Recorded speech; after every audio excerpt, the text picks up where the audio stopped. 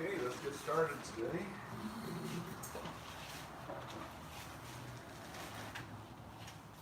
Imagine there's a lot of folks at home cleaning up this weekend. Okay, today, and for my own reference, have you folks been to my soil class before? No. Okay. So today we're going to be talking about the problem we have in our trade with incorrect information about dirt. And we didn't know this 25, 30 years ago. We had to find out ourselves that we were telling people to do the wrong thing. So the problem in our industry right now is that compost is being promoted either as a soil amendment or as a soil substitute. Most potting soils in the trade that are being sold are essentially ground up plants that have been allowed to decompose or rot for a few months, and then you try to grow plants in there. Well, that's about the worst condition a plant can ever encounter. So we'll talk about that primarily and talk about some of the things you can do in your own garden. But anyway, first this morning, let's talk about what plants really want from the dirt. And unfortunately, when I was a kid anyway, they taught us things incorrectly. But let's take a normal tree. What does it want from the soil? And well, there's two main things. Water's one. If a plant's actively growing, if it's alive and it's green and it's growing, it uses a lot of water. Most of the water it loses through evaporation of leaves, of course, unless you're in New Jersey where the humidity is 100%. But around here, the humidity today is, in fact, it's probably about 10%. The water evaporates out of the leaves very, very quickly. So they need soil that holds moisture. So the soil's got to retain some moisture to it. The roots pick it up, they translocate it to the foliage evaporates it. Some of that water is used to make what plants primarily do is they turn water, carbon dioxide, with the energy of the sunlight into sugar molecules. And that's what we get powered on. We eat plants and animals. They contain a lot of carbohydrates, and that's what we live off of, the energy of that. Even protein that plants and animals make have energy in them, but it all originated from sunlight in plants. Now, the other thing they need, the roots in the ground need, is to breathe air. So when I was a kid, they used to say, well, tree roots are a mirror image of the tree top, and it turns out, no, they're not, because the air doesn't go in the ground that far. So most plant roots are in the top foot of soil, especially in the cities. When you see trees fall over in the wind or the rain, you'll notice that only this much dirt comes with them. Well, that's normal because that's how deep the roots go. There is no such thing as a taproot unless you live in soil that's just totally gravel where the air can get down. The deeper the air can go into the soil, the deeper the roots can go. The roots of plants actually have to breathe oxygen. Just like we breathe oxygen, the roots do too. The only part of the plant that makes oxygen are the green chloroplasts in the green tissue of a plant. But unfortunately, a plant doesn't have a circulatory system that takes the oxygen from the leaves down to the roots. Like we've got a blood system with blood in it that transports the oxygen from the lungs all the way around our body. Plants don't have that. So not much capability for that. So the oxygen goes out into the air, filters through the soil, and then the roots have to be able to breathe it. Well, in normal soil, the amount of air they can breathe is only maybe, the adequate air reaches maybe 8 inches, maybe 10 inches. In nature, they said the average is about 1.5 feet, where people don't trample on the ground all the time. So plants are limited that way. They need the air in the ground. So water and air are very, very important. Some of the other things, insulation. Roots don't, and the temperature of roots, they like to be somewhere between 34 degrees and 85 degrees Fahrenheit. You don't want them to freeze.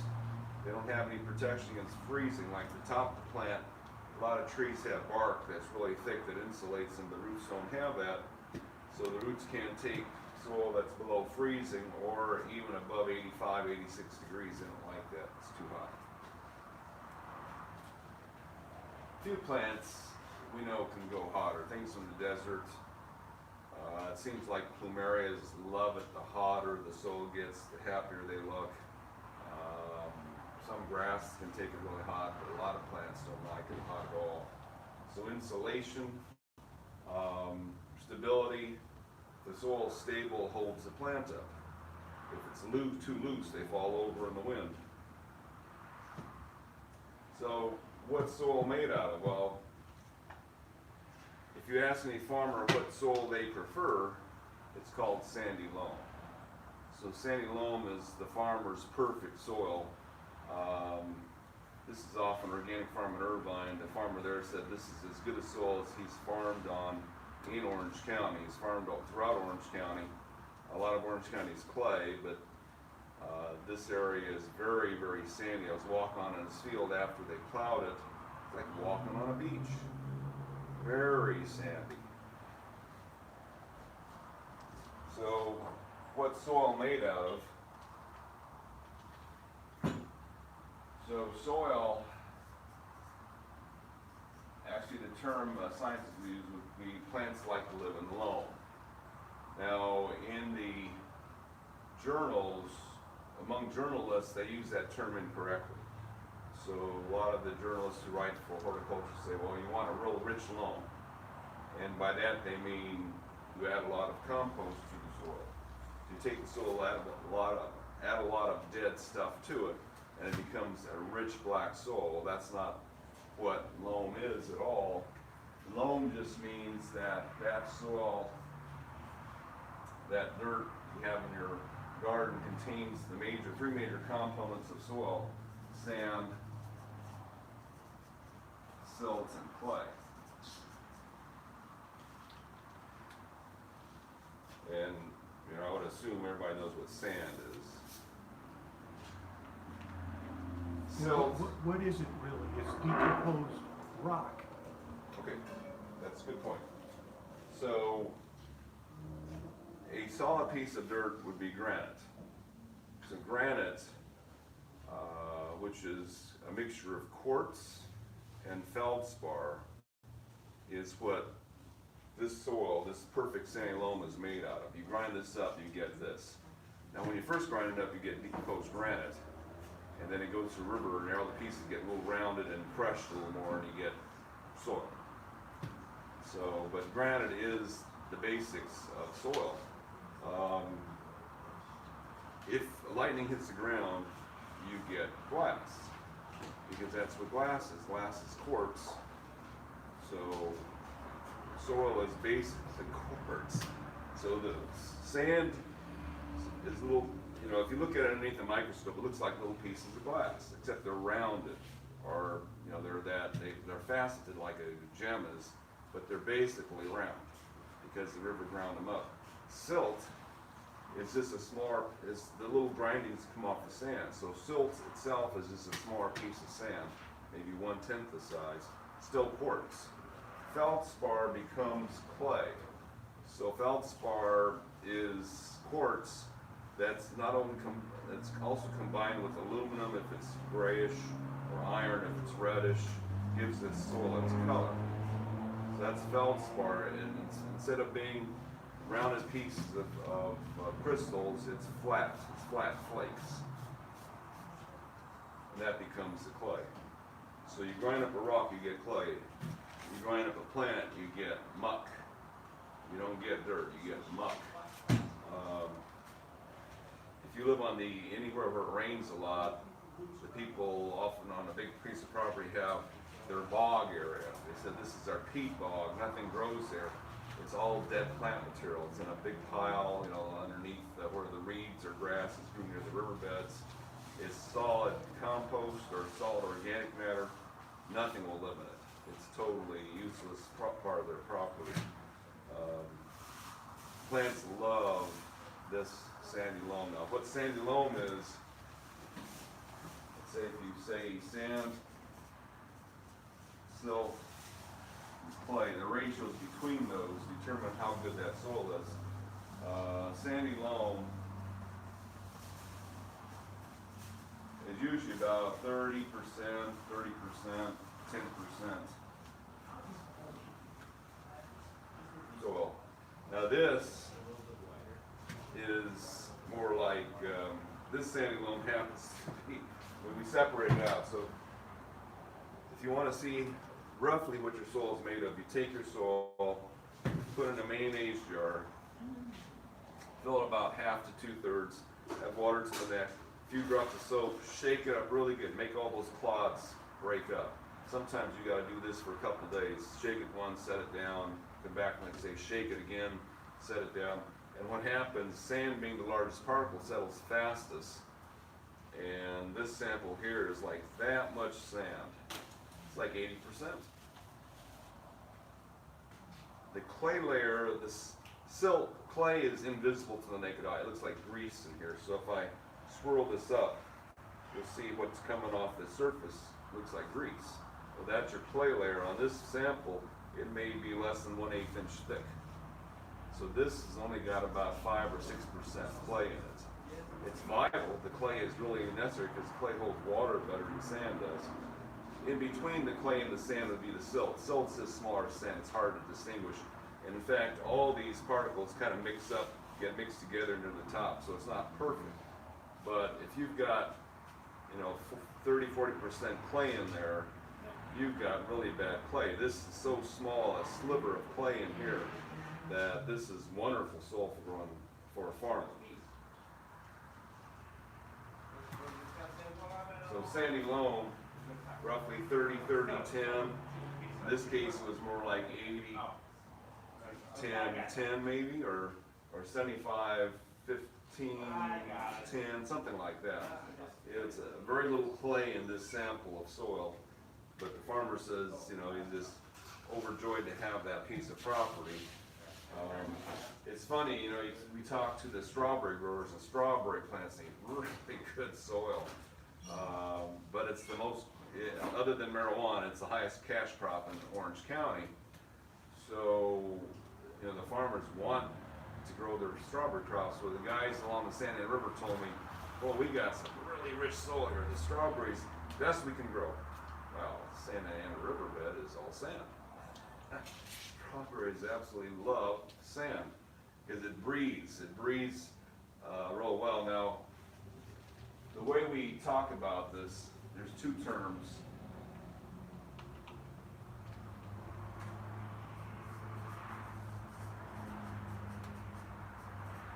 Porosity and permeability.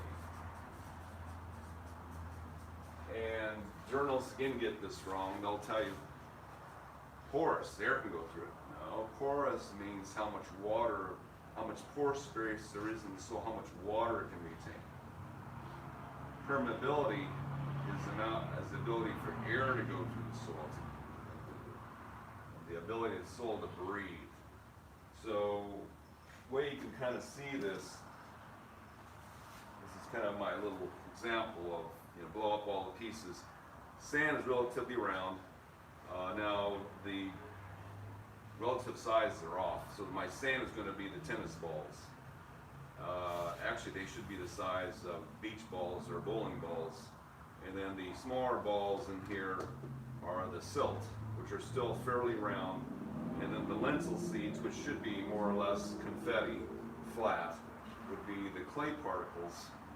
And soil, sand, and silt, relatively round. If you have studied geometry at all, fairly round particles, if they're solid, the area, the space, when you have them in a container like this, is 2/3 solid rock, 1/3 airspace, is what round objects give you. So when you have a sandy soil, very sandy, or just pure sand, the airspace in there is 33%. The rock space is 66%, roughly. and the air goes through that really well. It turns out too, the bigger the holes, the easier it is for air molecules to get to. If the holes are really tiny, then there's too much friction. The air doesn't pass through very well. So sand gives you better permeability than silt, even though they both are 1/3 air and 2/3 rock. Sand gives you a much, of course, if it's boulders, that's even better airflow than through sand. With clay, the particles are flat. And in fact, with clay, there's actually more airspace. Flat particles and real tiny particles, clay gives you, I think it's like 40% air space, or space between the particles. But air has a hard time getting through there. It's just too small. And in fact, what also happens, the way soil holds water is that soil is negatively charged particles. Water is ionic. Water molecules, because it's draw a water molecule for a second here. Water is an oxygen and 2 hydrogens. The hydrogens are positive, the oxygen's negative. So what happens is water sticks to these particles with the hydrogen side stuck to the particles about a molecule thick, really strongly. So if you look that through soil through a microscope, you'll notice that all the particles gleam. They've got a layer of water that's really hard to get off. And if you bake it off, it'll come off. But you'd have to put it under well over 100 degrees to get that water off that soil particle. But all the particles have a bit of water on them now. Sand can be 1 million molecules thick. One layer of water doesn't hold as much water. But they said clay particles, which are flat, can be as thin as 28 molecules. Still, they have at least 1 molecule layer of water on them. So clay holds a lot of water, much more per volume than the sand does. So in fact, when we measure it, you take a foot-tall container of sand, the amount of water it takes to fill all the spaces between the sand until the water starts dripping out the bottom of the holes, if you have holes at the bottom, is about 1 inch. It takes about 1 inch, a little less than an inch, I think. A little less than an inch of water will wet all the sand particles in a foot of soil. For clay, it takes you more or less close to 2 inches of water to get all the clay particles wet. So clay can hold more than twice as much water as sand can. So that's why we want both in there. So the clay holds more water, the sand gets you the air spaces. Now, because we know that the air spaces between the round particles is only 33% of the volume, what happens if your soil contains more than, say, 35% clay, all the gaps are filled. And the soil's permeability really drops close to 0 because the clay won't let the air through. And that's when we have a clay soil. So anytime the percentage of clay exceeds about 35%, you've got clay soil. In your example there, you got 70% sandstone clay. What else is in there? I didn't do this right. Okay. But yet when you plant a plant, you want to avoid air pockets. No, You don't. no, that's the old school. So in the old days, they used to tell us, stomp on that ground, get all the air out, the roots will die if you have air in there. Totally wrong. The guys didn't know what they were doing. They want that air. The air is vital to them. It's almost as vital as water is. Now, plants can hold, the roots of plants can hold their breath longer than we can. So humans, we got 5 minutes before we suffocate. Roots don't use oxygen that fast compared to animals do. So they can hold their breath for over a day. But still, they need oxygen. They don't want a lack of oxygen in the ground. So 6-30-10 is a good sandy loam. Now, just 200 years ago, 150 years ago, farmers didn't want this. When farmers first came to Orange County, they were in Costa Mesa, Fountain Valley, where it's really clay-like. That's the soil they want. So if you go to the old movies, old TV movies, you look at the farmers, they didn't want that rocky hillside with the good drainage. They wanted the bottomlands where the soil was really rich. Well, rich soil was clay soil. That was the original definition for rich soil. A rich loam would have at least 20% clay, be more like 40, 40, 20. Would be a rich loam. Lots of clay in it, not enough clay to shut off the air, but lots of clay in it. So that was a rich loam. But again, anytime you have more than 30% clay, you've got clay soil. It won't breathe. So the hills of Orange County, most of them are called sandy clay. And they've got about 40% clay in them. They still have a lot of sand, but they're about 40% clay. What if the rock in the area that you are is not igneous rock, you know, like granite, it's something else, a sedimentary rock or a different kind of rock? True, but most of them still have a lot of quartz in them. So most of the rocks that we have are silicon dioxide. The older rocks that formed before plants were around are basaltic. They don't have any quartz in them. But quartz is, most rocks have some kind of quartz, even the metamorphic rocks do. Quartz is the most common rock around, I guess. But yeah, so soil is mostly quartz, and that's what it should be. So.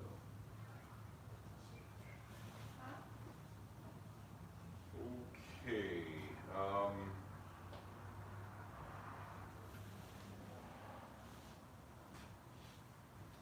Now, nature can fix a clay soil, and they fix sandy soils too. So, what happens in clay is that no air gets through, the roots can't go very deep. How nature fixes that? A lot of this was only discovered 40 years ago.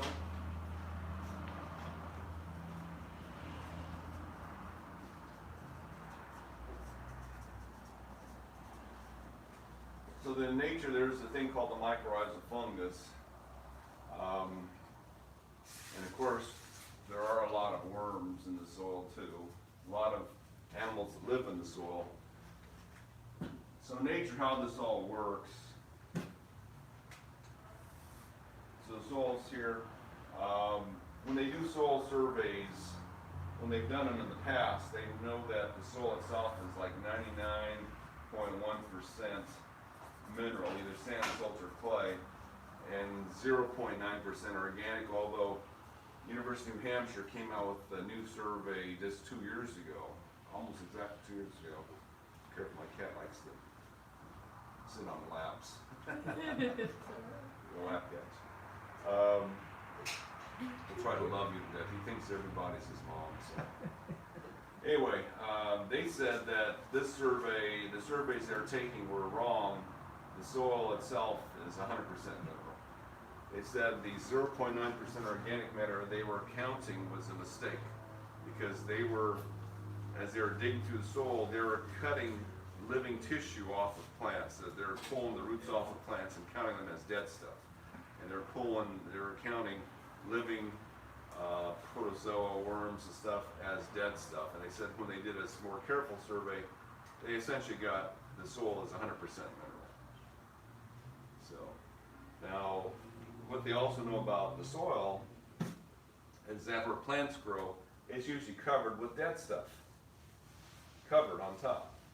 Not in it, but on top. About 9 inches of what they call duff. Dead leaves, dead stems, bark, manure, whatnot. The term duff, I swear it's got to be a combination of the 2 words dead stuff. Someone must have combined them. Because I don't know, that's what it is. It's dead stuff on top of the ground. So 5 inches of it is average across the United States where plants are normally found. So the nutrients or the minerals found in the dead things are recycled by the plants. Well, it turns out that this mycorrhizal fungus is the main recycler in nature. And that was not known 40 years ago. They thought it was bacterial. Bacteria broke this stuff down like in a compost pile. The bacteria break it down, and the bacteria die, the nutrients are released to the soil. Well, they found out that the mycorrhizal fungus is actually the main recycler. 90% of nature's dead things are recycled by this fungus. And this fungus, well, what they found out was when they're looking at roots in the ground, they found out that 80% of the roots of a tree that they thought were the roots of the tree were actually this fungus that was attached to the roots of the tree. So let's say the roots of the tree are the green things. And this mycorrhizal fungus is attached to it, and it's the one that is up here in the dead stuff, breaking it down. Nutrients go from the dead stuff right back to the plant's roots. Now the fungus also connects to all the soil particles. So this mycorrhizal fungus connects to the soil particles. It says it makes them so they don't shift. So it really stabilizes the soil. And then all your other organisms that live together punch holes through it.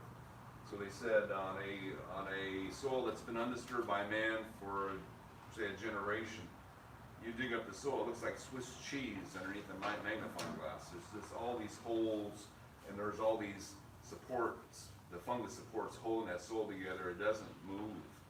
They said it's just like a big building with windows and doors and rooms.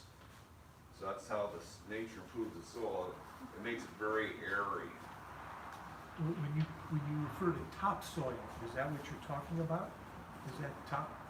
True, when we refer to topsoil, but don't buy, one of the things we like to stress to our customers, do not buy anything anyone calls topsoil. It's the worst thing that they sell. The people who make this topsoil have no idea what nature is all about. They just know that, they just think that if compost is good for the soil, you mix it with the soil, it must make it better. Well, in nature, all the dead stuff, or quote compost material, is on top of the ground, and the soil is pure below it. When you mix the two, you get, everything starts rotting in there. The roots can't handle all this stuff decomposing. It's got to decompose where they have enough air up here to do it properly. When you bury dead stuff in the ground, like they do in landfills, you get what methane gas is being produced down there, because under low oxygen levels, all this decomposition is producing methane, all these sewer gases, which are totally deadly to plant roots. You have to have the dead stuff have good access to air. That's why you have to turn a compost pile over. Now, I've had arguments with a lot of compost people saying they make finished compost. You can mix that with the dirt. Well, finished compost, you can't see it because it's water and carbon dioxide. That's when it's finished. It continues to decompose until it's water and carbon dioxide, not the stuff that they're making. So they're talking about when you put dead things in a big pile, it heats up to maybe 140 degrees as it's decomposing quickly, and then it slows down and cools off. It's still decomposing at a very high rate, but it's not quite as fast as it was initially, so it cools off. But it's still using up a lot of oxygen. You bury that stuff, your soil turns black. And the blackness that you're making that way is some sewer gases.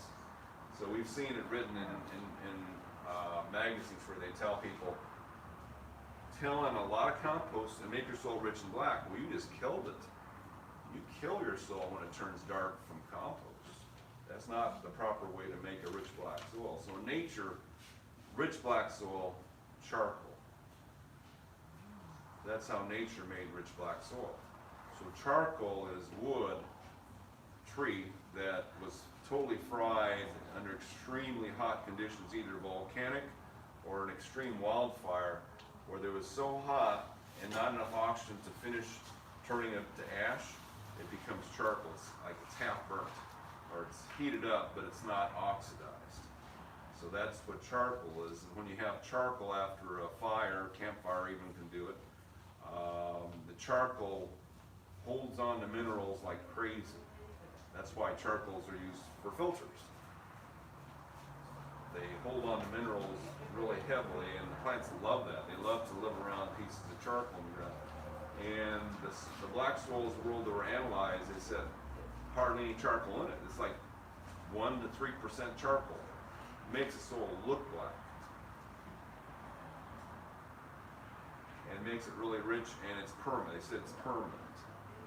Charcoal never changes in nature. Now you can burn charcoal on a fire again, but in nature it normally doesn't do it. It doesn't change. It's inert.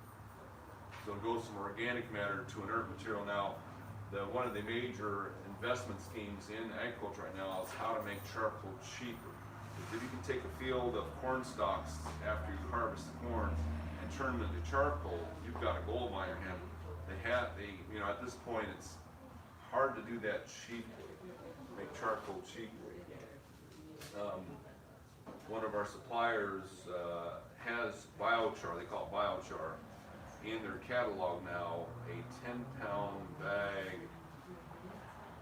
I think would retail around 30 or 40 bucks. So it's not cheap. You don't need much charcoal to make ground really rich. That's the thing.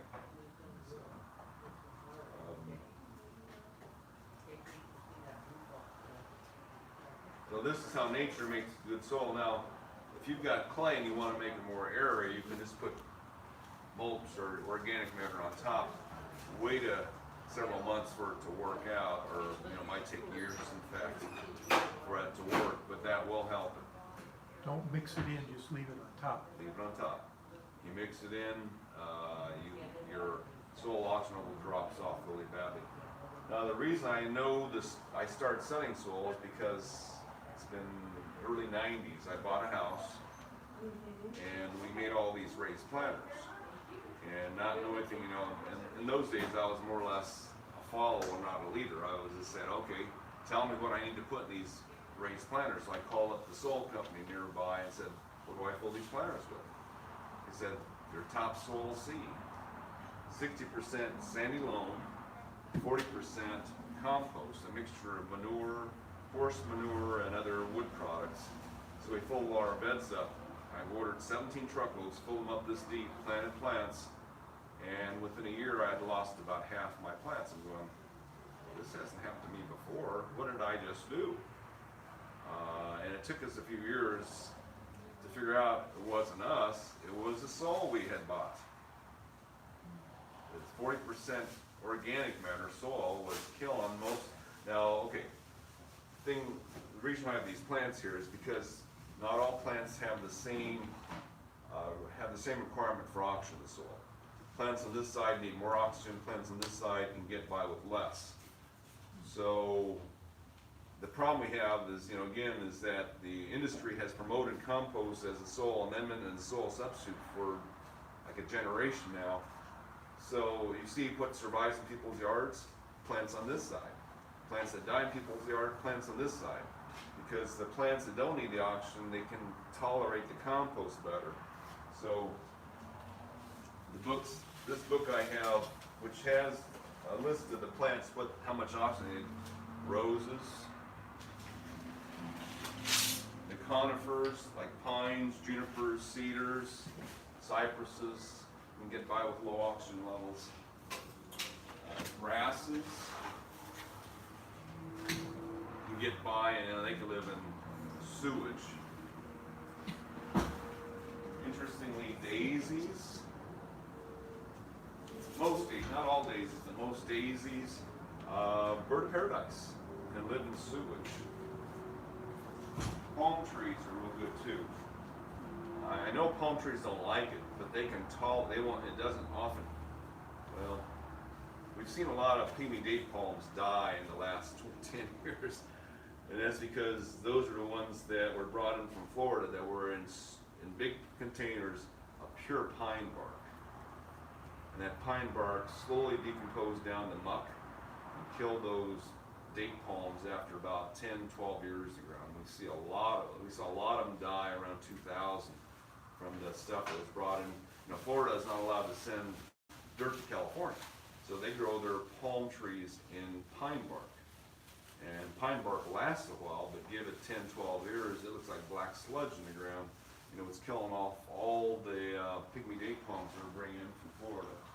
A lot of lilies can handle really bad soil. Now, this lily didn't like the rain at all. This is rust from the rain.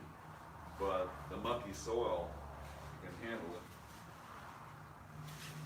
So those are the best plants now. We also know that pomegranates can take low oxygen levels. We found that out by watching the pomegranate plants in the rains. How about that bougainvillea there? I mean, that's originally from South America. I would think that that would be a lot of composting material where that would come from. No. No, when they go to the jungles, they'll tell you the soil's totally sterile. In fact, you go to any forest, you analyze soil, there's nothing in it. All the mineral nutrition in the soils and jungles that leaves on top of the ground. Now that can be quite deep. One of my friends went down to Guatemala. He wanted to see how deep the dead leaves were underneath avocado trees in the wild. He said they dug through 5 foot of leaves to hit the dirt. They couldn't believe it, how deep the leaves are. Of course, even in the Sierra foothills, you go underneath the oak trees, it'll be this deep in dead leaves. So that part gets pretty deep. The bougainvilleas, we'll talk about that a little bit later. So the plants on this side need more oxygen. The worst plant we've seen so far as oxygen requirements, English lavender. So a lot of people, you know, they plant English lavender, part of it just dies branch by branch by branch. Very, very sensitive. We ordered some liners, which are pots about this big of English lavender, about 15 years ago to grow our own, in our own soil mix, which we think is perfect. The French lavender, 0 losses. Spanish lavender, 0 losses. English lavender, we lost 30% of them. They're so sensitive, because the grower who sent them to us in a container this size had grown them in ground up bark. Now, a better grower propagator would have grown them in peat moss and sponge rock, but this grower is being a little cheap, so they're using ground up bark, which starts the plants real good, but that little amount of bark underneath the English lavender rotted the crown of that plant out, so we lost 30% of them. Now, tarragon, definitely people have a lot of trouble with that when they get it from the growers, because it usually comes in almost straight compost. Strawberries is one of the first things we checked ourselves. So strawberry plants, back in the early 90s, when we were first discovered that plants don't like compost, we did our own test. We took 2 strawberry plants, 2 pots that were about, say, 6-inch pots, one with the best potting soil of that era, which was Whitney Farms, well, I shouldn't say the names, but this organic potting soil from the late 80s, early 90s, put it in that. And then on the other pot, we just put pure sand. Fertilizing the same. The Whitney Farms, again, I shouldn't say the name. That strawberry plant looked about like this. Leaves are a little smaller, berries are about this size. So that was on that pot. In the pure sand, the plant was 2 foot across. Each leaflet was that big. And we're looking at those 2 plants and going, that compost in there, that potting soil that they sold us, is death. I mean, it's really bad. How can they even think of selling that when the sand grew this plant? That was like 10 times the volume. We couldn't believe it. That was our first look at that. We're going, my God, who even invented this potting soil stuff when it's that bad? Then we went through a lot of vegetable plants, broccoli, tomatoes. We wanted to see how everything reacted. All the same. The sand beat everything. Pure sand beat everything. Now we had to fertilize it every week. we were using a liquid fertilizer, so we were fertilizing on a weekly basis, and we knew the sand wouldn't hold the fertilizer that well. But I had put a citrus tree in a pot of pure sand, and when we put a couple inches of compost on top of that pot, it was fine from that point on. I didn't have to fertilize anymore. So nature, that's, you know, the organic matter on top of the ground, pure mineral below, perfect conditions. Now, one of the things that they'll tell you, like if you buy an avocado from another nursery besides us, they will tell you, you got to make sure this plant gets dry before you water. It doesn't like water. Well, it's from Guatemala, it's rainforest country. Why doesn't it like water? It's not the water that's hurting the plant. So everybody's always talking about overwatering. Overwatering was, that term was invented in the 80s. So my father, I was born in a nursery, and my father, for the first 30 years of his life, 35 years of his life, watered every plant in the nursery every day. He told me when I was growing up, when I was in, say, middle school, he told me, growing plants is one of the easiest ways to make money. You water every day, you fertilize once a month. Everything grows. Well, in the 80s, we started seeing things dying in the nursery. We started buying things from other growers, and things were dying in the pots. And he called up the ag department. They came and took a look at the nursery. He says, "Tell them you can't water every day. You're killing your plants." It's the first time we had ever heard that water was bad for plants. And to this day, you know, now in the last couple generations now, last generation at least, yeah, they're saying that too much water is the biggest killer of plants. Well, it's not. It's not the water. It's the dead stuff in the water that's killing the plants. Because you can take an avocado pit, put it in a glass of water, grow it in there for years.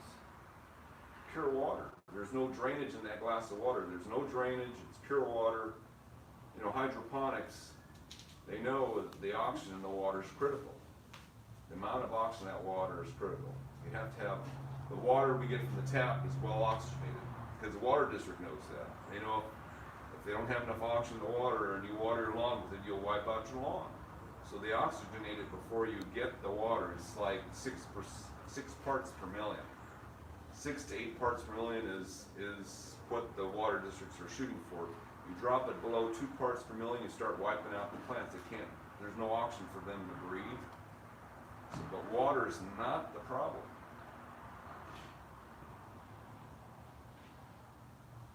But it took us, well, again, it took us about 10 years to figure this out.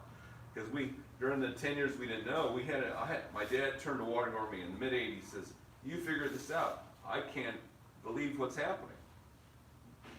Because he had watered everything every day all his life, and suddenly it wasn't working. And he says, "You figured it out." So we had to figure out all these new rules for watering plants. You wait until the surface looks dry. If the surface of the soil looks dry, it's no longer saturated down here. That is, there's air spaces instead of water between each soil particle.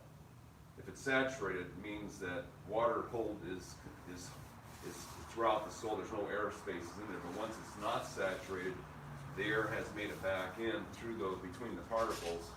So we had to wait for that to happen. When that happened, the top of the soil looked dry. The bottom was still wet, but the top looked dry, so the roots can breathe again. Because that water didn't have any oxygen in it, because at that point the plants are being grown in sawdust. Sawdust and ground up wood, ground up bark. The industry totally changed.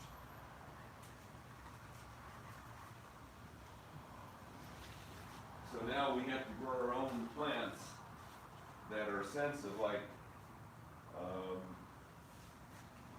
gardenias certainly are one of the plants that are a problem for most people, so we have to grow them ourselves. Now once we started growing them, we found out this is the easiest plant in the world to grow. Just water and feed it. But the stuff we get from the growers never is. It always turns yellow and dies within, half a year. So what we also found out is that if the roots are healthier, the leaves are bigger. So sometimes our gardenia leaves get even bigger than this, but you can tell a healthy plant, the leaves are big. If you go to any other store and look at their gardenias, the leaves are small. And that means they got no roots. Or you see the brown tips, got no roots. You see the off color, it's got no roots. We're amazed at how few roots there are in pots of plants that we sell. So what are you growing that in? Is it the sandy Okay, loam? we'll talk about it. Okay.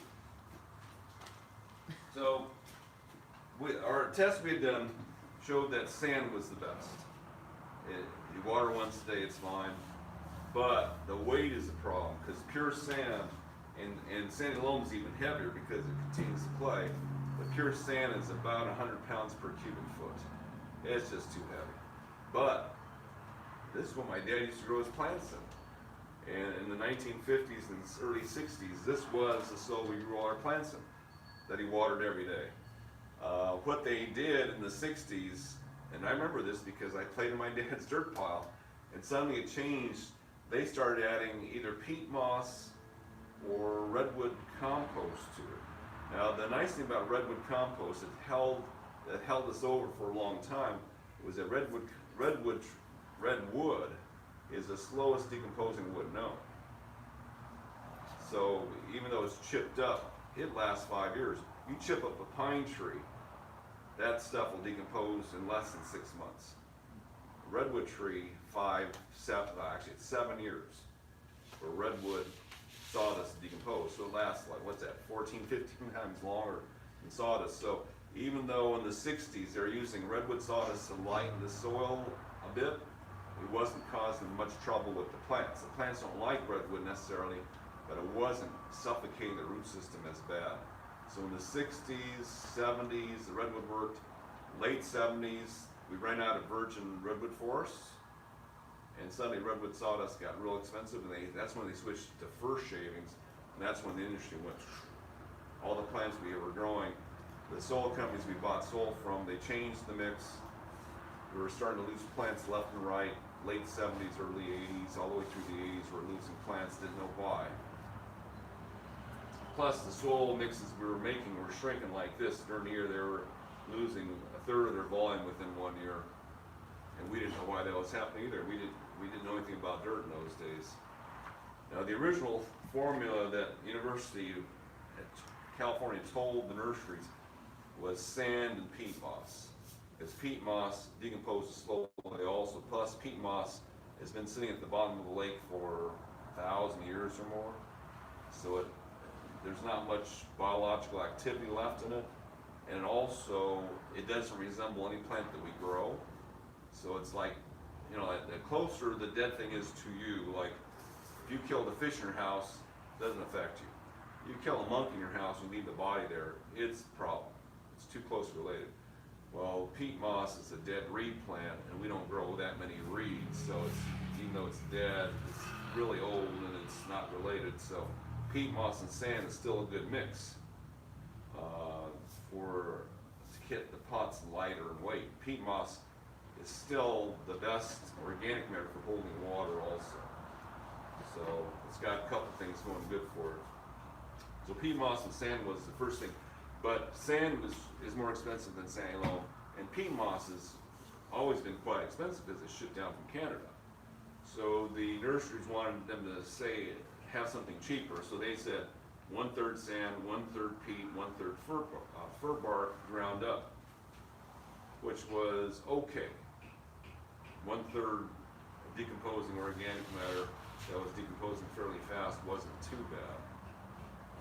So that's how it held through in the late 70s, early 80s. A lot of the growers did that, had some pretty good success. But after that, the university research showed that when you grow a plant in a pot, it actually does better in 100% fir bark shavings.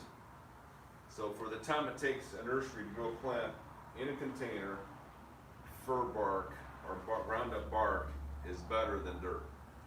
So in the late 80s, that's what the nurseries who had just, the more expensive nurseries hired the kids that just graduated from the Hort schools in California. They told them, oh, you're doing it wrong. you gotta change all your soils to ground up bark. And that's when we saw all the problems start up. After 2 or 3 years, the plants were dying in the gardens. And, you know, the nurseries didn't see any problems. In the nurseries, they did look fine. But and to this day, that's what they're doing. So this plant here that's about 95% organic matter. Now this is interesting material. We're told it's a redwood grind, so it's not, instead of redwood sawdust, they grind the redwood even smaller, so it acts like peat moss. Unfortunately, it decomposes a lot faster. The smaller you grind things up, the faster they decompose. So this thing's been killing off plants in the nursery within a year, whereas redwood sawdust, we had a grower that was doing redwood sawdust and sand. Those things would be 3 years in a pot, and we couldn't see any problems with them. 3 years in that, because redwood lasted 7 years as sawdust. But this redwood grind stuff, 1 year they're dead, they're rotted out. And even when you pull them out of the pots here, a lot of the roots have already turned dark. You know they're dead already. So we get it out of that pot before too long. So when we're making our own potting soil, said okay, what's the lightest sand-like material that nature makes? Well, it turns out it's pumice rock. So pumice rock, which is also silicon dioxide, is 70% air. So we started using that and go, well, this thing dries out too fast. Even though it's like 1/3 the weight, it dries out too fast. So I was talking to the guys at UC Riverside, said, oh, combine it with peat moss, that holds the water the best. So we did that combination, half pumice and half peat moss, and we created our acid mix. That was the first one we said. We said, okay, let's try this mixture and see how it works. Well, turns out the plants loved it. That's what this tomato is growing in, is our acid mix. The peat moss is considered a sterile medium, so to this day we use this for growing cuttings. This was a tomato plant grown from a cutting. We stuck the branch in there about a month ago and it started growing. We started our seeds in it. We still use it for a lot of things. The problem is that peat does decompose. So after about a year, we lose about 10 to 15% soil volume. You can add more, of course. So we wanted, after we made the acid mix, we sell it for flowers and veggies, things that don't live a long time, but it still works well. I mean, if you grow a tree and it works well, it just shrinks a bit. So we decided, well, let's make something that has more mineral in it so it doesn't shrink very much. And when we got the mineral content up to about 2/3, so our top pot is 2/3 mineral. It's volcanic rock, sponge rock, sand, charcoal. That's 2/3 of it. It's totally inert. And then 1/3 peat moss. We found this thing's not shrinking. Now what we think's going on, because even though it's still 1/3 peat, is that the volcanic rock, the sand, the charcoal are like this, and the pieces of peat moss that makes it 1/3 are in between them. So even though there's 1/3 peat there, it's not contributing to the volume of the soil. It's just acting like a little bit of clay, and it's in the gaps. So at that point, we're not getting any shrinkage on this material. So we're using this for our permanent plantings, trees and shrubs and pots, indoor plants, things that you want to last year after year. And that's what we use to this day to grow. That's avocado tree is in that. The plants that we're growing are in that mix. So that's our top potting soil. How much do you sell that 1 cubic foot for? This is $12.99. We do have volume discounts. It's 10% off if you buy 5 or more, and 15% off if you buy 10 or more. 20% off if you get the whole pallet, which is $70.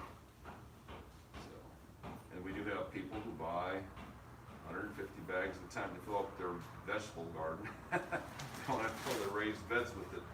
I mean, you can just get this, but they like this. It's clean. And it's lighter, that's It's why. lighter, right, it's much easier to work with, so they like it. So if you got some, you know, if money's not an issue, you can get that. Now, if you look at the history of potting soil, back in, well, of course, Japan and China have been doing that for thousands of years. They grew bonsai plants in pots. When you look at the textbooks on how to grow bonsai, they don't ever mention anything that's got compost. They know, they've never considered that to be soil. So everything they have says, well, it's a mixture of sand, salts, and, well, it's a mixture of different soils. They didn't know that sand, they didn't consider sand and silt and clay different particles. They just knew that some soils had more clay and some had more sand. So they would say, well, you mix sand with this much loam that had the clay in there. They knew, though, that my dad's bonsai book says if a plant, sand is the most vigorous potting soil medium, but for bonsai, that's not what they want. They don't want big leaves, fast growth. They want small leaves, slow growth for a bonsai plant, make it look like a miniature tree in a pot. So they would have to add clay to it to slow everything down, you know, take the air out of the ground to make everything grow slower. But they said if you run into trouble and things starts rotting, take all the clay soil off, all that soil off, and switch it back to sand until it recovers. So they knew what they were doing. They also knew that plants in containers, you got to replace the soil now and then because they become root bound. There's so much dead root that builds up around them that you would have to, 10 years is about the limit for any plant in a pot. You pull out of that pot, shave off half the dirt, put new dirt in there, away you go for another 10 years. Some plants, it was more often than that. They knew by plant how often to do this. They use akadama, which I think is just clay, a baked clay. And they mix that in also. That's big with the bonsai people. Yeah, you gotta slow down the permeability of the soil. You want to make it less permeable, so the roots, everything's small on it. You're right, they just take volcanic rock, pumice,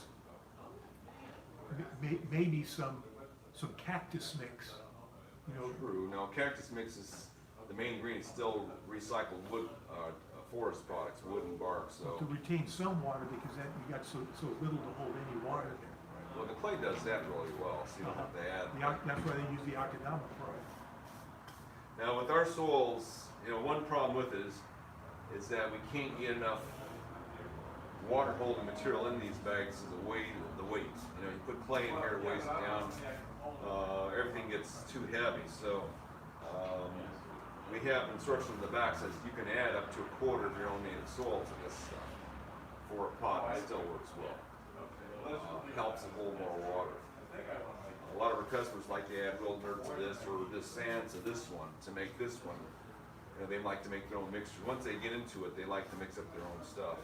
But we've made our own soils up to half native soil if it's real good soil. If you got too much clay in it, though, you have to make sure you don't get that clay content too high, because then it just, you know, I didn't bring the sample here. What happens in a pot, because the soil in the ground is like an endless series of sponges. You wet the surface, the soil below it pulls the water away. So soil is better drained than a container. As you have a plastic pot like this, you know, the soil is like in a series of sponges. Plastic pot like this is like a sponge in here, but it's not connected to anything, so the water stays in here. And the finer the texture of soil is, the higher the water table, essentially, quote, the water table is in the pot. So if you fill this with clay, the water just sits all the way to the top. It won't drain at all, because the clay has a real high absorption on the water. So we have to make the soil in a pot less clay-like and more sand-like or coarser to make it drain better. Now, drainage is not that important. If you don't have dead stuff in here, the water can sit in there for a long time. But again, if you had a willow tree, yeah, put it in a pot full of clay. It's using water so fast that there's no issue, because it just dries that clay up in a day or so. You add more water, you add more oxygen to the clay, it's fine.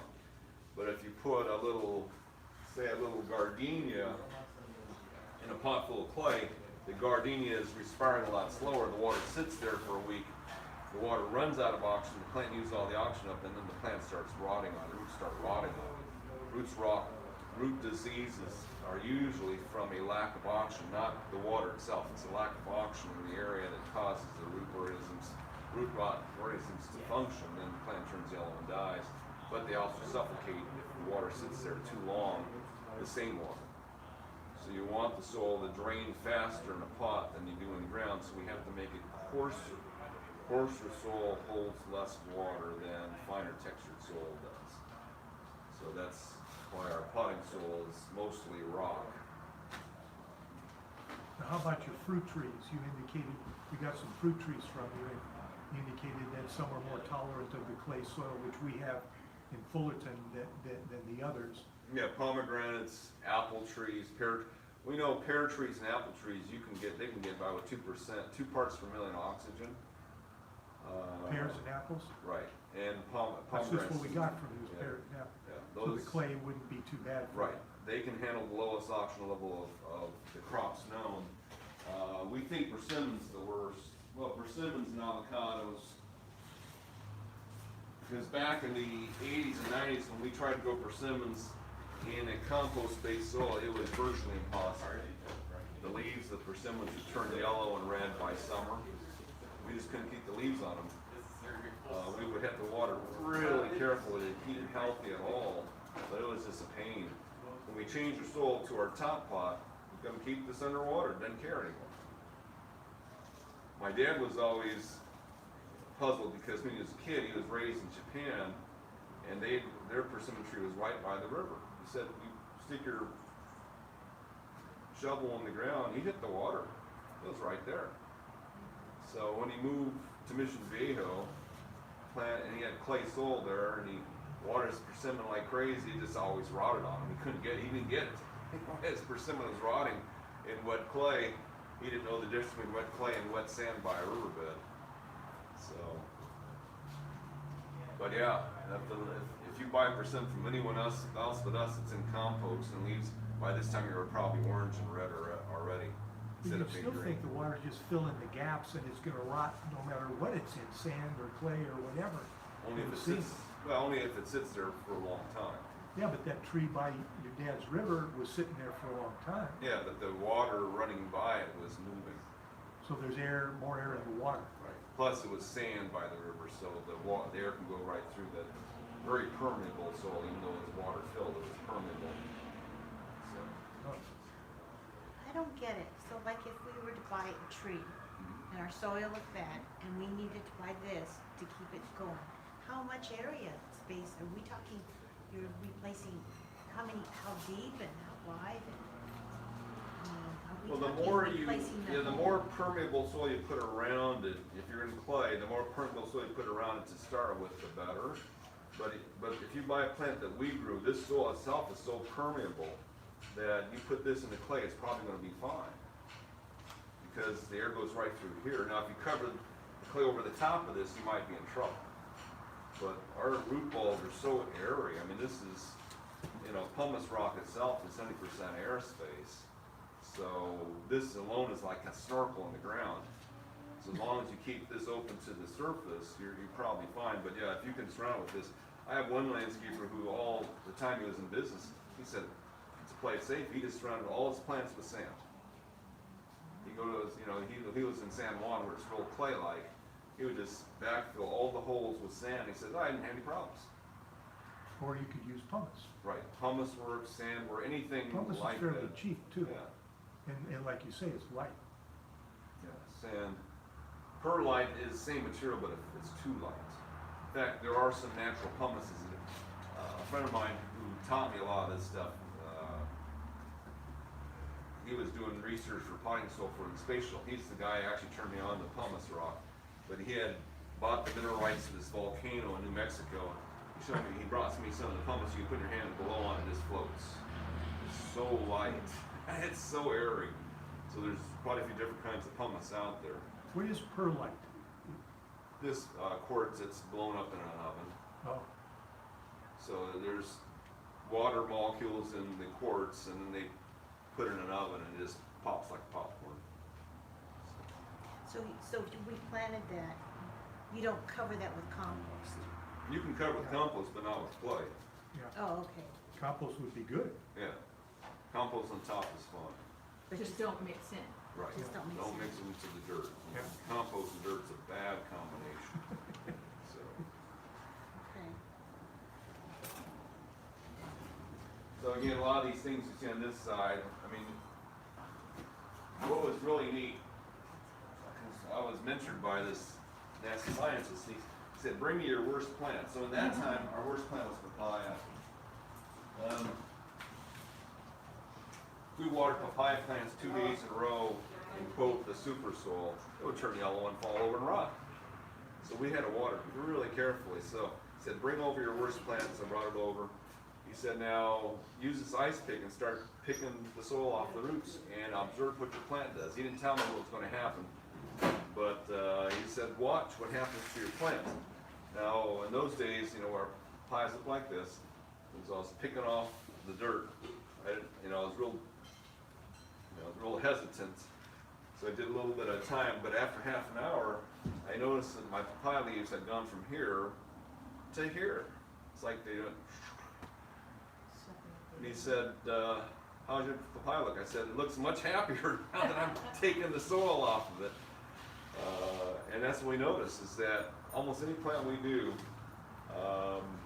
you take that compost off the root system, the color immediately improves. It's just crazy. It's like they're holding their breath. It's just weird. The next day they look a lot better after you do that. It's just weird. But we noticed, yeah, taking plants apart, a lot of plants only had like a few roots this long left when we had taken them apart. That's all they had in the pot. Very bad, very sad situation. So that rule applies to vegetables, everything. Yeah, but some things are more tolerant. Yeah, Things that people have grown for a longer period, like corn, tomatoes, they were chosen because they were selected because they were more tolerant.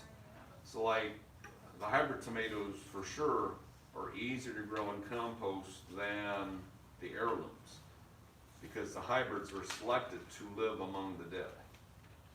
You look at what a hybrid tomato is, they said they're resistant to verticillium, fusarium, all the root rot diseases that tomato plants get. So, yeah, you take a hybrid, you can throw it in a pile of manure and it'll grow because it was selected for that. But you take an heirloom that was selected for better flavor and you try to grow it in compost, it just turns yellow and dies. Most of them, you know, there's still some that were selected to live among the dead. And we'll talk about that more in a couple of weeks. I'm not here next week. My daughter will be teaching class on planting technique. But What are your feelings about, and do you use worm castings? I don't. Worm castings are a good organic matter. It's fine to put it around your garden, but the worms aren't good. Even the Organic Gardening magazine a number of years ago said that they do not recommend using earthworms because they're not native. They're from Europe. And they said they know earthworms do as much bad as they do good already. Because we've seen earthworms. When I was a kid, I noticed this earthworm at night was carrying a leaf. They eat plants. They eat plants. They make holes in the ground, which is what they do that's good. But this worm came out of the ground and took a bit of leaf off the plant and went back in the ground and ate it. They eat plants, they eat dead things too, of course. They like dead stuff. That's why we use them in compost piles. But they'll eat living things if there's no dead things there, so they're not wholly good. Plus, they said in the Midwest they're having a lot of trouble with the forests in those areas. They said the introduction of the European earthworms has been killing the forest because they've interrupted the ecosystem of the forest. The earthworms are eating the duff before the mycorrhizal gets to it. The trees are starving, they said. Something like that. So they're interrupting the ecosystem. So they don't recommend introducing something that's not supposed to be there. So there are no earthworms native around here. All the earthworms you find are from somewhere else. But the castings are good. Yeah, any kind of manure is fine. I mean, that's good to use on the ground. So, generally when you plant plants, let's go back a little bit. So if you have one of our plants, basically all you do is make a hole big enough to get in the ground and they're fine. However, if you get a plant with compost, well, one story. So I asked this grower that I told them they should use a more mineral soil because this is like 95% organic. And he was kind of interested, so he goes back to a soil supplier and asks them. Well, the soil supplier says, we don't like using rocks and sand because it tears up our machinery. That blends the soil. Yeah. That makes sense. We'd rather use wood. Yeah. That's as far as they got. Yeah. It's just almost comical out there. So what's Gary, going if you're planting in a sterile rock, on. Mhm. the tree's gotta get the nutrients, so you've gotta provide that Right, by the compost on top Right. and fertilizer. right. Both, either or. In nature, what they found, well, University of California, their ag division actually does really good stuff. It's the horticulture side that's all messed up kind of, but their ag division's great. They surveyed the entire Central Valley, California, and concluded, they wanted to see how the different soil types, sand, silt, clay soils, high in this, high in that, low in this, low in that, how affected plant life in the Central Valley. Well, the plants were surveyed, they said it had no effect. The plants, so their conclusion was the plants were not getting anything, the plants they surveyed were not getting any nutrients in the soil. They were getting it from the dead leaves that piled up on top of the ground. They said wherever the dead leaves piled up, the same plants grew. And in the Central Valley, it's primarily the valley oak. So they said where the valley oak leaves piled up, all the same plants grew. They weren't getting anything from the ground. They were recycling all the nutrients in the leaves. That's how it's supposed to work. There's a few plants that can get minerals out of the dirt. And those are the plants that evolved for those areas. Around here, it's like mustard weeds, foxtail grasses. They come in, they can mine the soil for all the nutrients. And then once they make a layer of dead weeds on top of the ground, then the other plants come in and steal all the nutrients out. The weeds disappear, and you have trees and shrubs from that point on, just recycling their own leaves. Of course, they get a few inputs from bird droppings and all that to manure. But primarily the pioneer plants came in, got the organic matter, got the minerals out of the ground, and then it's recycled from that point on. So these great growing areas like the Imperial Valley and Central Valley, like you're mentioning, it's good because the basic soil is just sterile, good soil, and they Yeah. just fertilize the heck out of it. Right. And it's the breadbasket of the world. Right. So yeah, the soil's not rich. The farmers admit the best soils in the world, you might be able to grow 1 3-month crop on it. That's it. That's all the nutrients they hold is for 1 3-month crop, and then you got to start adding stuff, Okay. or recycling stuff. So yeah, they say that Central Valley is a real rich soil. That's not. It's just good soil. So the farmers, when they have this, like when they tore up the Great Park, the farm was on there when they were tearing it up. We noticed those tractors were going down 10 foot in, and it was still the same soil. 10 foot down, 10 foot of this sandy loam over by the Great Park. This waste to put houses there. That was perfect farmland right there. But that's what farmers want. They want at least 5 foot deep of this perfect sandy loam soil. They got that. They're The happy. sand, if it used to be under salt water, it's not gonna be too salty, something like that. Well, no, all this is Reached the out? hills here that's been pushed down toward the ocean. So when the rivers take the soil from the hills to the ocean, the sand's so heavy it falls out first. So close to these sandy clay hills, you get a lot of sand first. As the river slows down when it hits the ocean, then the clay finally settles out. So Fountain Valley is clay. So the ag people told us, between the 5 and the foothills, the best soil. Anaheim, Winter Park, best soil. As you go between the 5 and the 405, it gets more clay-like, and past the 405, it's all clay because all the clay settled out as the river slowed down when it hit the ocean. Is it clay for Rico and Lake Forest? Well, northern Lake Forest is really good soil. I had a house there, and it was perfect, you know, just like this. But the hills around there are all sandy clay. But you know, that was apparently ocean bottom too. So I remember my parents' neighborhood in Mission Vale, one of the neighbors down the street looked like a beach. My parents' house was pure clay. So apparently there was a river and an ocean. One person got the beach and they got the river sediment there. My parents were. But anyway, so.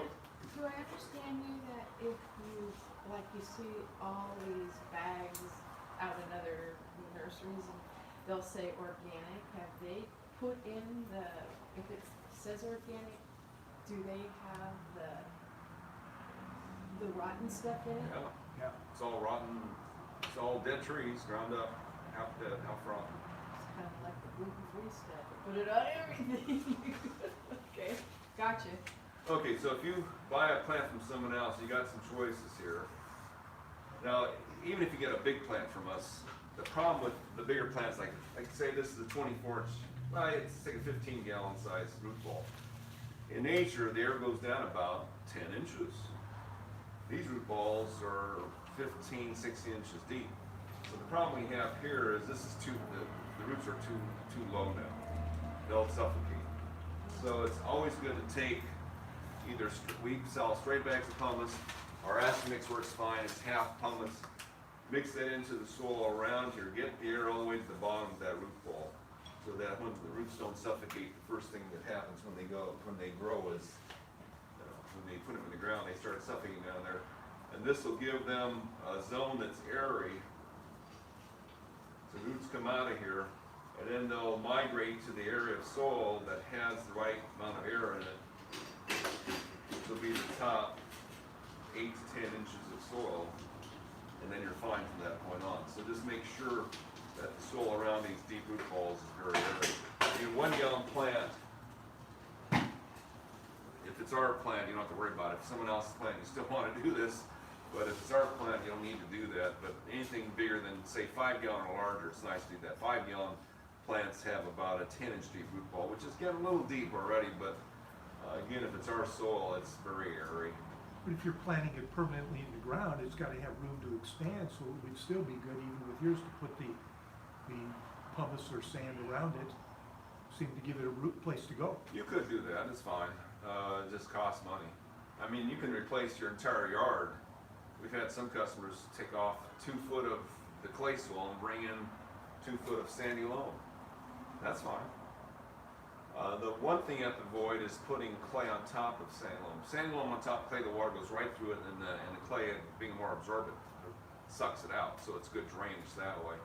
If you do the opposite, you're in big trouble. But no one does that anyway. No one puts clay on top of sand. But that's how you get slippage on hills. So what was it? Bluebird Canyon, they said in Laguna, is sand, clay, sand. So the rainwater goes through the sand real well. The clay layer absorbs all the water, sits right there, becomes like grease, and the whole top of that hill just slid down. So, because the sand won't absorb it below the clay, clay holds water like water paper does, so all the water stood right in that clay layer, and it just greased up that hillside until the top slid right off. So, but you don't want clay on top of your plants, root balls, because the air can't get through and the water won't get through either. It'll act like water paper on top. So make sure you don't cover this. Of course, do make sure you make a nice berm so the water goes this way. So when you water, the water goes into the root ball. Since the native soil is more water absorbent than this, if you don't have this berm here, all the water goes outside, gets sucked up outside. So you make sure that you get water here. Now, if you've got a sprinkler system, you can just turn it on 3 or 4 times a day initially to make sure the water gets in here instead of having a berm. My dad used to do that when he used to landscape people's houses. He made sure their sprinklers were on 3 times a day the first week. So no matter what, this got enough water here rather than out here.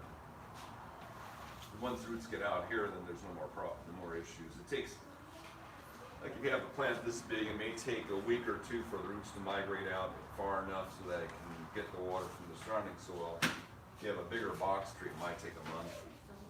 A little budding plant might take a day for the roots to migrate, out far enough to get water from the surrounding soil. Now, so the other thing you can do on plants is, especially if you get them like this, which is almost pure organic matter, is change the dirt.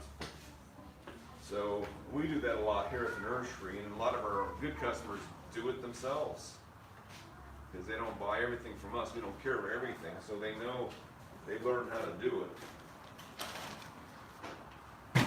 Over the years now, when we first started doing this back in the 90s, I would sit there with a little sharpened chopstick and take like 20-30 minutes, even an hour to work on one plant. It's like, oh boy.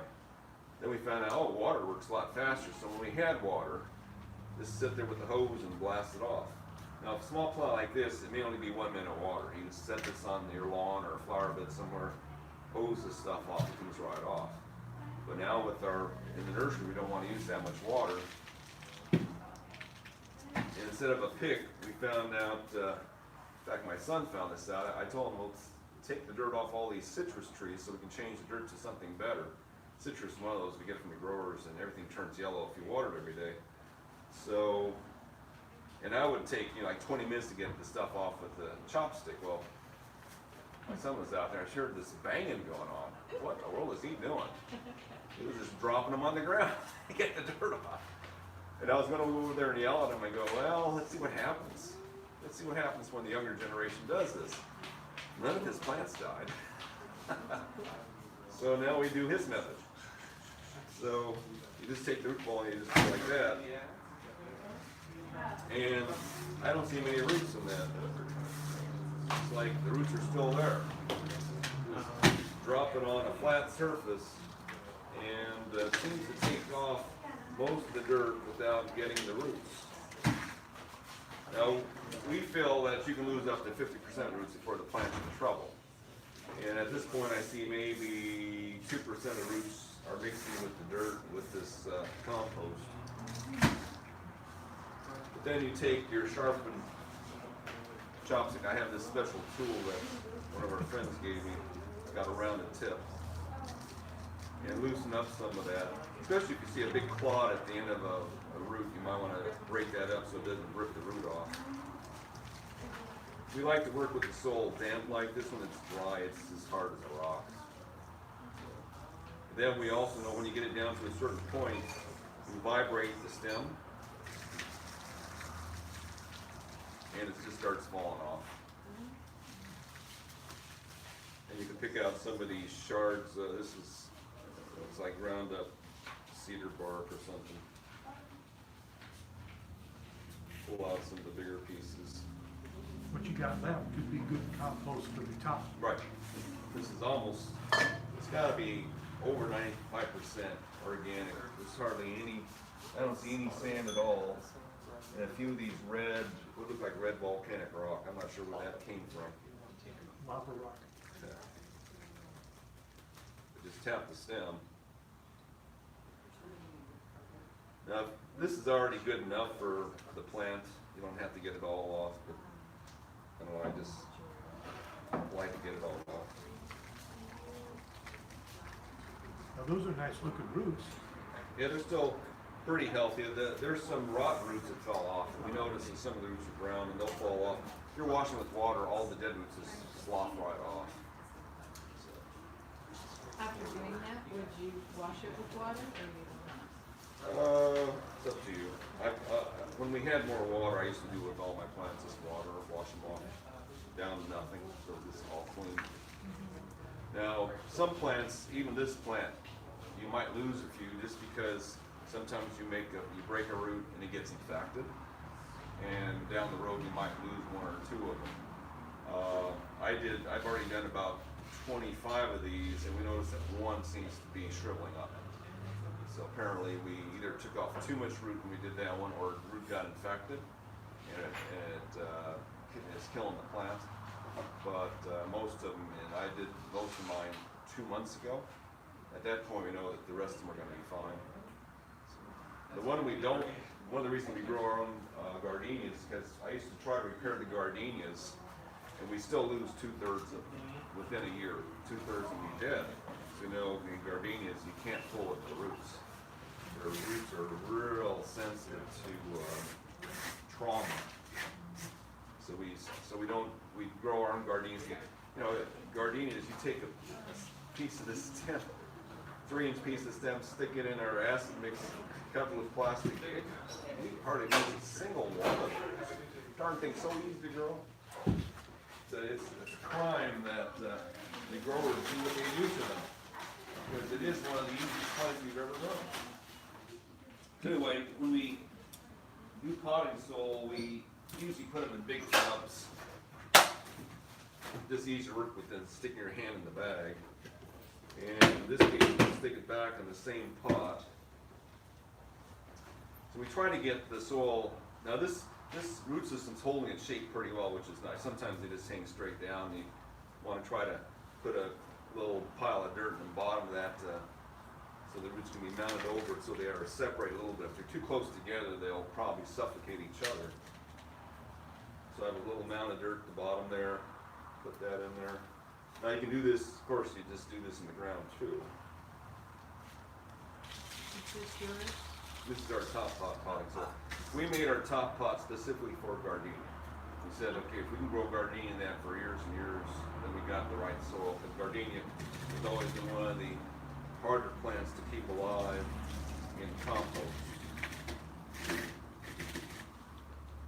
So in a pot, of course, I can do this. I can shake it. In the ground, you can't shake the thing. So this is distributing the soil around the roots pretty nicely.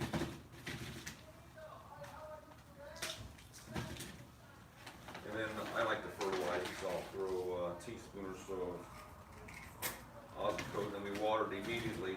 Now, the plant's going to be in shock because you just messed up all its root hairs, and it'll have a hard time getting water for about 2 weeks.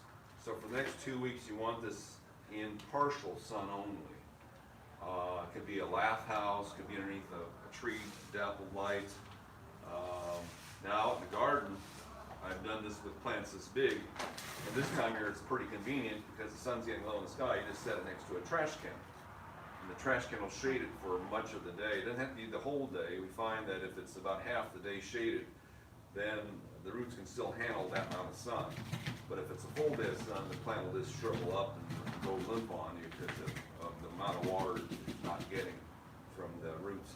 So 2 weeks later, then we can just take the shade away, and then it's fine.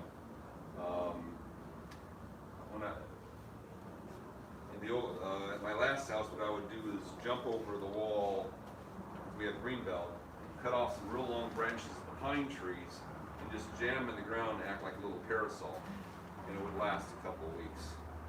Keep the plant. Now I did a few without shading it. I had an orange grapefruit tree, and it was May bloom. I said, okay, good time to do this. Took all the dirt off, put it in the ground, didn't shade it. Sun came out that day. I went, uh-oh, because I wasn't at home. And a few days later, all the leaves fell off. Well, it turns out dropping leaves is not a problem because the plant did that to save itself. And then 2 months later, it totally refoliated, looked gorgeous after that. Never had a problem after that. So we've done that too. There's 2 pillars out of our parking lot at the entrance and exit, and we have bougainvilleas on each one. So I told one of my employees 2 years ago, I said, okay, we're going to plant these bougainvilleas out there. I want you to, they're 5-gallon size. I want you to knock all the dirt off and put them in the ground. He said, that's going to kill them. Because, you know, most nurseries will tell you, he learned the same thing. You don't disturb the roots on a bougainvillea. You have to handle it real gently. In fact, when I was a kid, they told us, you slice up the pot and put the ground in the pot. You don't want to mess with those roots because the roots are like hair. Well, the only reason they're like this is because they hate compost. They can't grow in it.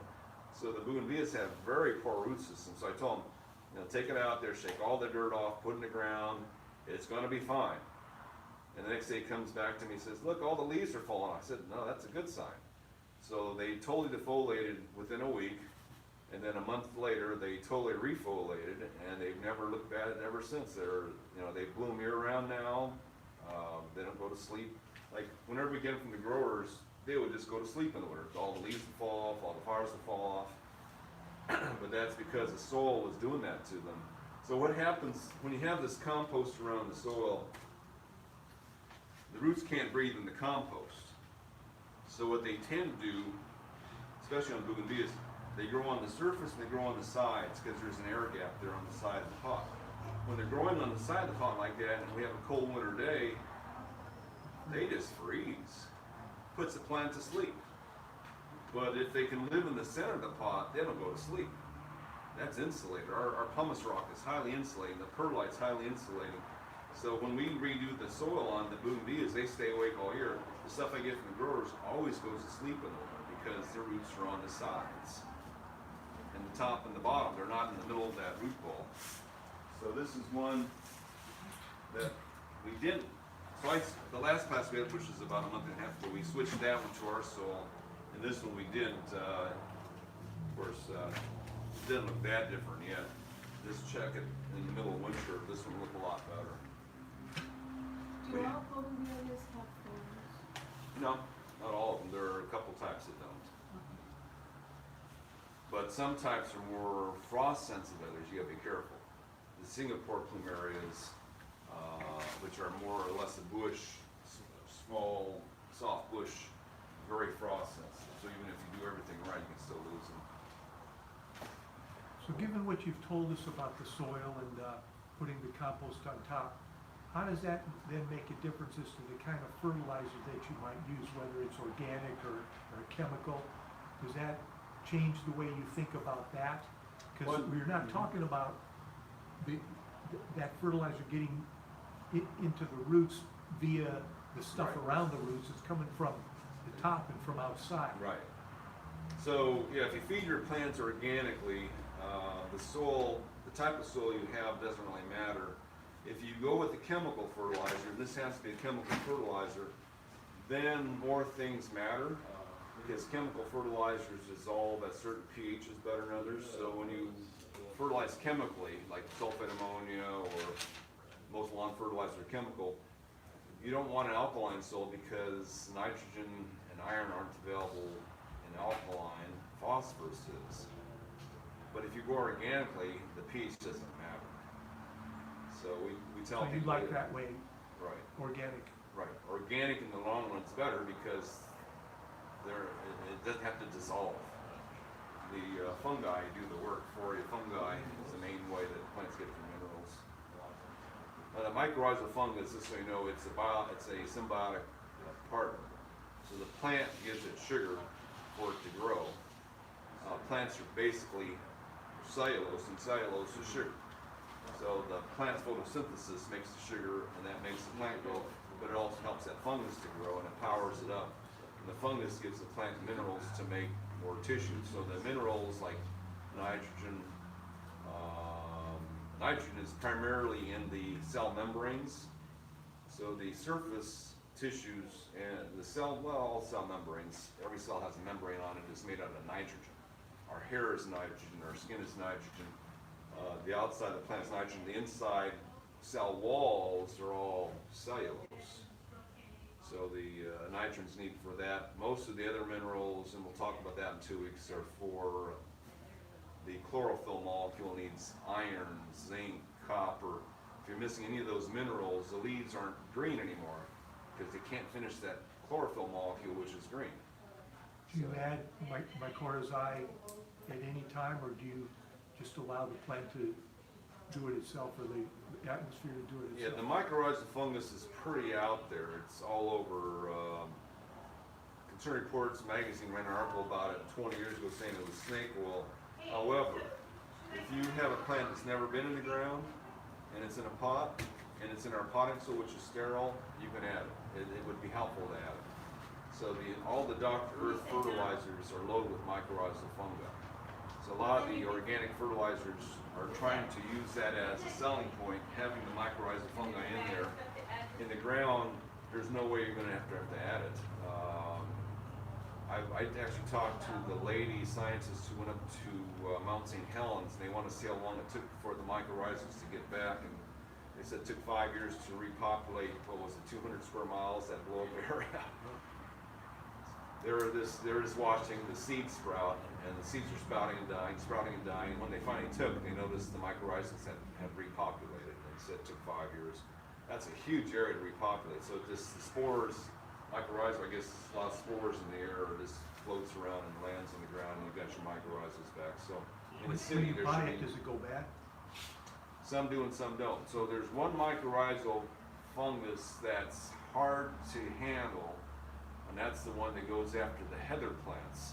Azaleas, manzanita are two that they can't package it up. They said they put it in, you look at their azalea plant food over there, it has the right mycorrhizal in it. The Milo, who runs that company, says it doesn't survive in the package for more than a week or two, so we know it's not going to make it to your house. So, because I told him once, I said, your azalea fertilizer isn't working my azaleas, they're just, leaves are getting smaller and smaller, and its branches are dying off. He says, well, feed it, it's a miracle grow. And I did, and it came right back. It says, yeah, the mycorrhizals you need for that azalea often don't make it in the bag, so you have to give the chemical fertilizer instead. Now, eventually, the mycorrhizals found their way to the azaleas, but because I don't have to do it anymore. But for the first few years, yeah, their organic fertilizer wasn't working on an azalea. When you fertilize your plants, should you pull the mulch back and then push the mulch back? Because you say you don't mix it down in the dirt. Right. I mean, I'm sure a little's not. Most of the organic fertilizers will go right through the mulch layer. Like Dr. Earth looks like a powder, just kind of, you water it once and it gets through there. And you know, in nature, dead leaves is the fertilizer.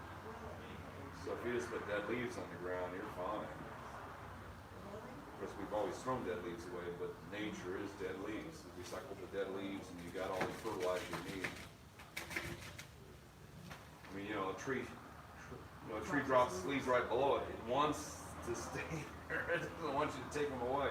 It did that for a purpose. It wants to recycle. What they found out is that the nutrients from a dead leaf can be recycled in the same tree in as little as 90 days after that leaf falls to the ground. It's pretty darn fast.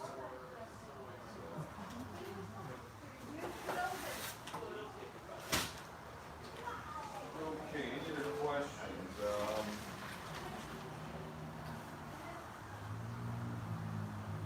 Every time I do this, I leave some important point out. Now in agriculture, agriculture's pretty up on all this stuff. They know what the right soils are. You'll never see a crop of marijuana growing in any compost.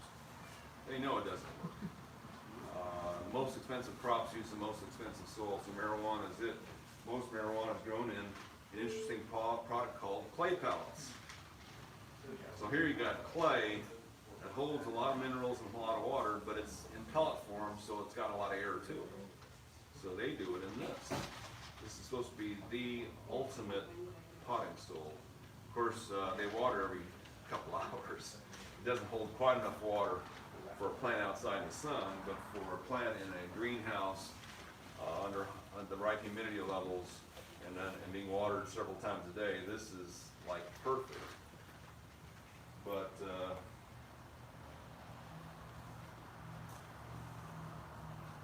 now all these things on this side are used in hydroponic farming.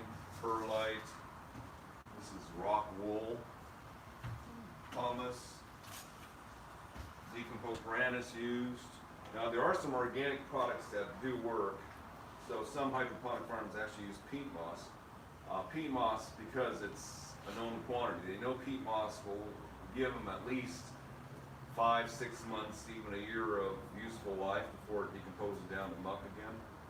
So that's a known quantity. Coconut coir, same thing. Coconut coir has a known lifespan of about a year max. So for short-term crops, that's used. Rice hulls, a lot of rice in the world. Rice hulls, 90% silica. Stuff doesn't decompose at all. They say 25 years, but they admit they don't see this stuff decompose. It's like quartz, isn't it? Yeah, it's close. They said you can go to some of the levees around Sacramento where they bury a lot of rice holes in the levees. They said you can reach your hand down to the levee and pull out rice holes from 50 years ago. It looks fresh. So, and of course charcoal. I've got this in Europe. They do a lot of Holland. This is a Dutch research journal, translated in English. But Holland does a lot of research for their farmers because that's their main industry. Their main source of industry and money in Holland is growing flowers, vegetables, all that stuff for Europe. So they did a lot of research on how to grow plants in hothouses. And they said these are the materials that they use. They said, Europe invented the pallet system of transporting goods. So they have a lot of wood laying around, but they can never figure out how to use wood as a growing medium. They said they spent a lot of money chopping the wood up, testing it. They said the problem with wood and bark, any kind of material like that, it's not uniform. So one piece of wood may rot in 1 week, another piece of wood may last 3 years. There's no uniformity in a piece of wood. So they said wood and bark are impossible to use as growing mediums because they can't tell the farm how long they'll last. Yet in the U.S., almost every plant is growing in that material. Ground up fir bark, ground up pine bark, stuff that Europe says can't be trusted. And we know that some of the nurseries have told us they blame the material. They said, this has wiped out our whole crop. A bad batch of bark wiped out our crop. We shouldn't be using it. Yet they persist. And it's the professors who are pushing it. I battled many college professors. How did that fallacy take hold then? I mean, if it's so wrong, it just did. Yeah, the college professors were hired to find a substitute for peat moss and sand. They said bark, which is not anywhere close. Well, again, some of these plants, this plant came to us looking quite good, and almost pure wood would grind stuff. And most of the Japanese maples are sold to us in ground up bark. They look great when we get them. They sure look bad by summer because they got no roots. The roots don't like growing dead trees. Okay. It's getting to the point where we think it's like that. It's that fairy tale, The Emperor's New Clothes. The guys that are supposed to know this can't see it. Everyone else can see it, but they can't see the problem. So. Okay. Okay. Thank you. Thank you. Thank you.